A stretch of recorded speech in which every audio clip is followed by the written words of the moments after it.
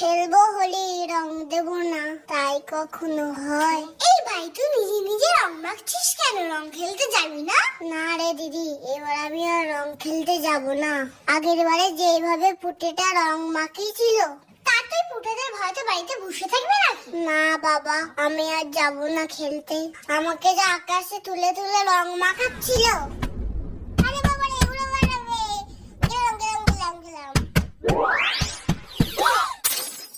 আমি তো ভাবছিলাম চাঁদেই চলে গেছি। এই দেখ বাবা, আমার কাছে একটা স্পেশাল রং আছে।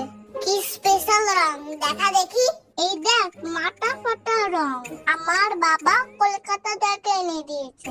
বাবা, মাথা ফাটা রং? এটা দিলে কি মাথা ফেটে যাবে? পা ফাটা ক্রিম হয় শুনেছি, তবে মাথা ফাটা রং হয়? আমি অত ছোট জানি না, বাবা বললো মাথা ফাটা রং। তাহলে পুটেদার মাথায় আগে দিই, ফাটলে ওর মাথায় আগে ফাটুক। চল ফোড়ন, আগের বারে রিভিউটা দিইনি। হ্যাঁ হ্যাঁ, তাই চল তাই চল।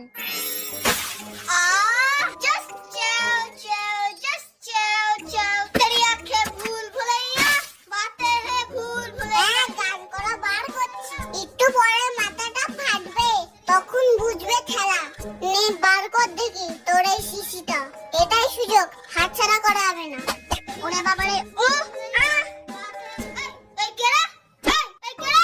মাথাটা কি ফাটলো? আওয়াজ পেলাম না তো।